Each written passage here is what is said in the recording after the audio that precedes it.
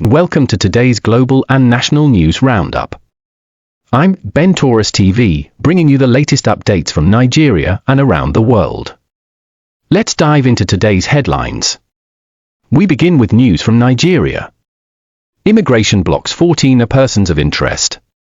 The Nigeria Immigration Service, NIS, has prevented 14 internationally flagged persons of interest from entering the country. This was announced by Interior Minister Dr. Olabunmi Tunji during the launch of two significant policy documents at the NIS headquarters in Abuja. These achievements were made possible through the Advanced Passenger Information System, which pre-screens travelers before they arrive.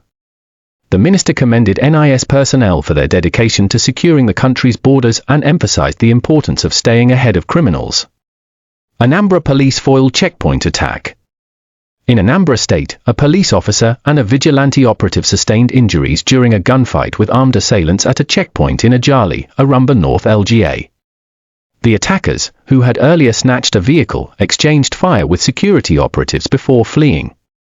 Although no lives were lost, two operational vehicles were set ablaze by the hoodlums. Authorities have assured residents that joint security operations are ongoing to ensure safety. Governor Sani woos investors in Morocco.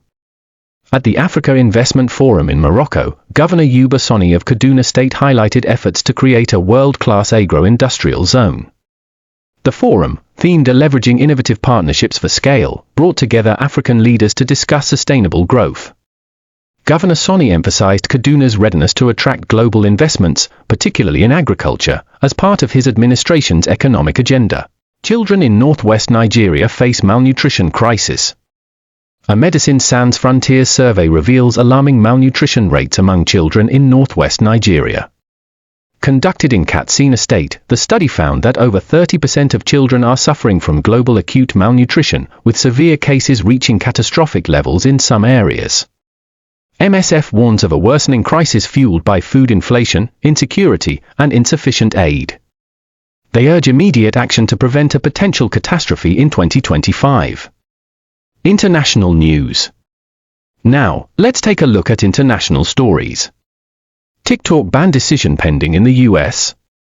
A US federal court is set to rule on a law requiring TikTok to separate from its Chinese parent company ByteDance or face a ban. The US government cites national security concerns, while TikTok defends its operations, calling the ban a threat to free speech. The decision, expected Friday, could significantly impact US-China relations and the global social media landscape. Sports news. Finally, in sports.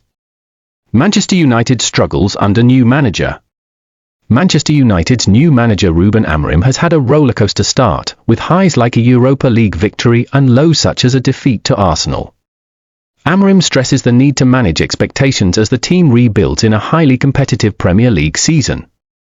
Meanwhile, United is mourning the loss of longtime receptionist Kath Phipps, who served the club for over 55 years.